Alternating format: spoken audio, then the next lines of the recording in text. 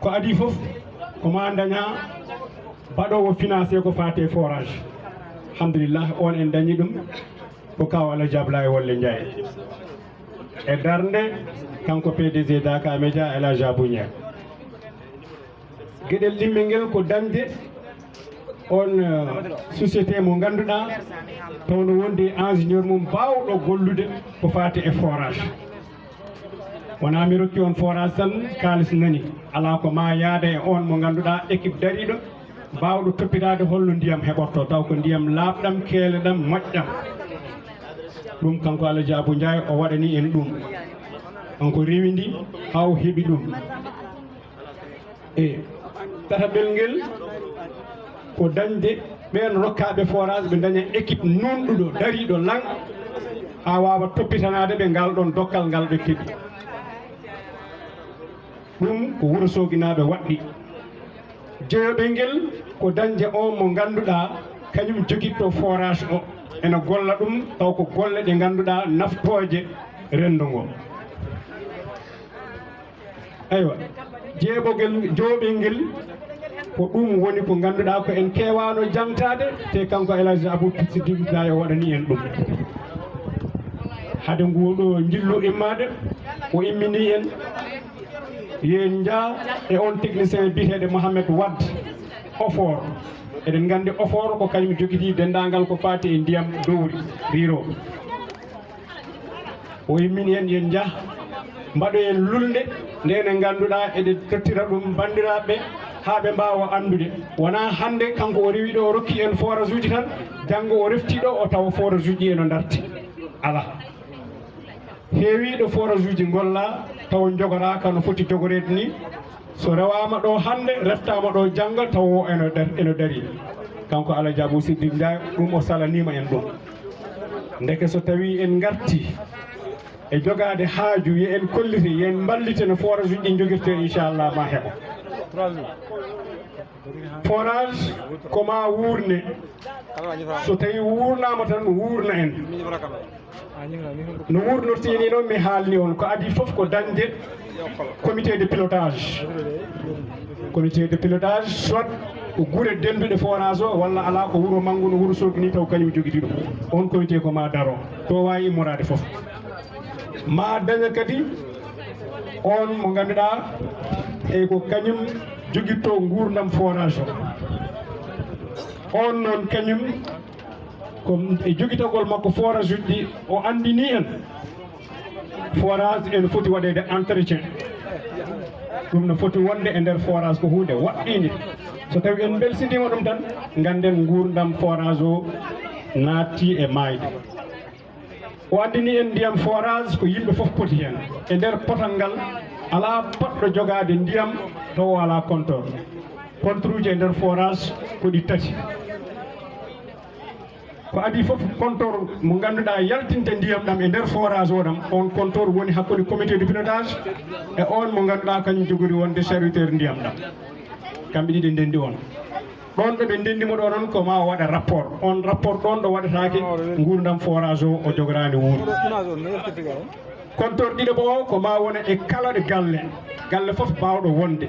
ene duwa jogade compteur mo ganduɗa taw on ɗon so tawi ari eno anda ndiyam naati e galle ma ene foti naati e galle he troisiéme compteur poɗɗo joguede o ko compteur mo ganduɗa kañum jogori yarnude wonɓe e beddaji ɓe woni borne fontaine e beddaji he on jogori kadi yarnude nayyi ɗi e beyɗi e baali ɗi jawdi ndi masalan ndeke ɗiɗo so tawi ɗi ngala ganden en gonani e lawol joguitagol forage o no foti joguirede ni ɗo woni ɗo cadre hen document ji ɗi foof nanɗo e ballal ofor eɗen joguiti ɗum kala kato jinɗe ɗum so arte meɗen ma heeɓe inchallah rabbi en jurnotako jinnoɗen tan famnude yimɓeɓe ko darde no darata toon e foof kanko El Hadj Aboubacry Siddique Ndiaye o waɗani en ɗum a walli en ha kaw Allah Abou Ndiaye rokki en ndiyam o walli en ha en dañi société bawɗo addude ndiyam no fotiri ni taw ko ndiyam no mbirɗen nanni o walli en kadi o mo ganduɗa ene rewidi exact ndiyam holno jogorte gueɗe ɗiɗi keddiɗɗe ko enen godani e darnude comité pilotage mo ganduɗa ene wawa joguitade ndiyam ɗam enen godani e dartoyde on mo ganduɗa so yiɗi taw ko Mauritanie o jeeya walla ko Gambie yo taw omo wawi joguitanade e ndiyam ɗam e dow seeɗan faagal offort sabu ko ma o daña agrément waɗamo présenté offort ndaara ma yurno anda oɗo no wawi jogitade forage Wuro Sogi nde fota ɗum tottede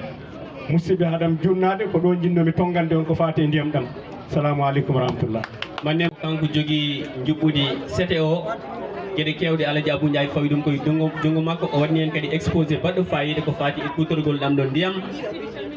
ɗum noon Alaji Abou a dañi kadi sisiɓe on jarama inchallah mayen gartu hen ko adi eɗen mbayno inchallah Alaji Abou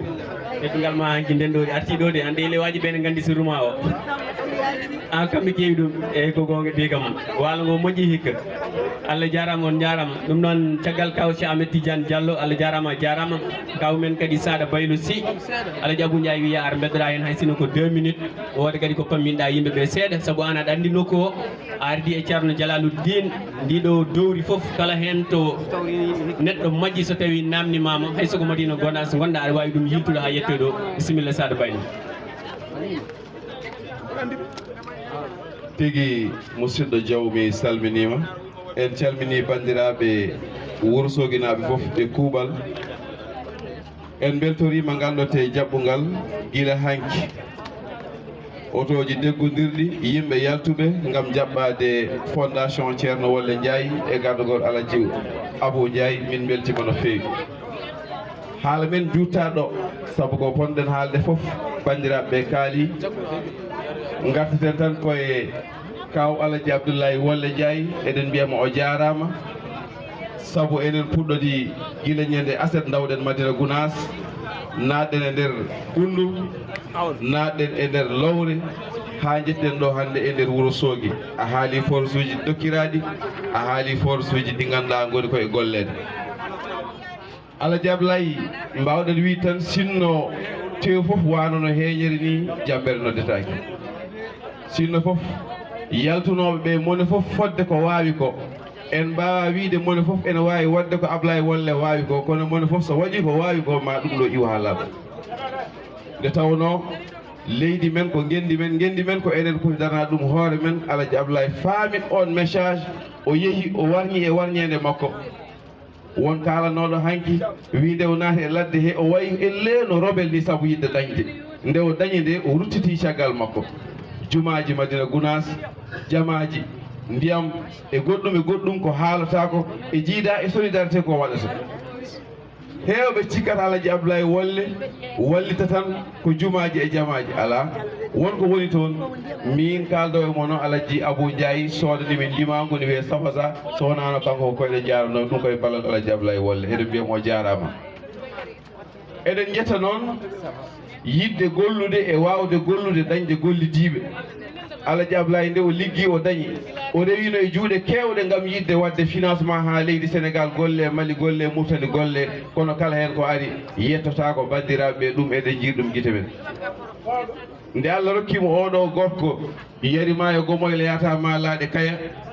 tawi ko suɗanno neɗɗo ko foof Allah rokkimo ɗum ko suka omo selli ko sagar kecce omo wawi diwde e denkade omo wawi joɗade omo wawi yaade omo wawi artude omo andi ko foti wadde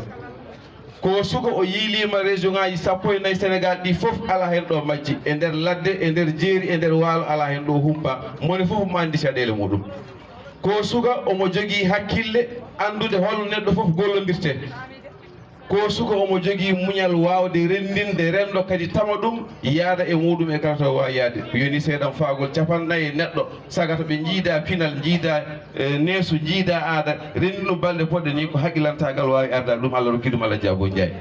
ndeke noon on so tawi halfinama force uji yo yarno yimɓe mbiɗa wawi wiide kala ɗomɗunoɗo omo andi nomɗi te kadi mo wal ɗum ha yar inchallahu taala eɗen ñaago Allah Alaji Abdoulaye Walle yo Allah ɓeydamo kono Alaji Abou Ndiaye yo Allah renmo o rokkamo no rondiri dongal ngal ha Sénégal foof yalda e tampere on jarama assalamu aleykum wa rahmatullahi taala wa barakatuh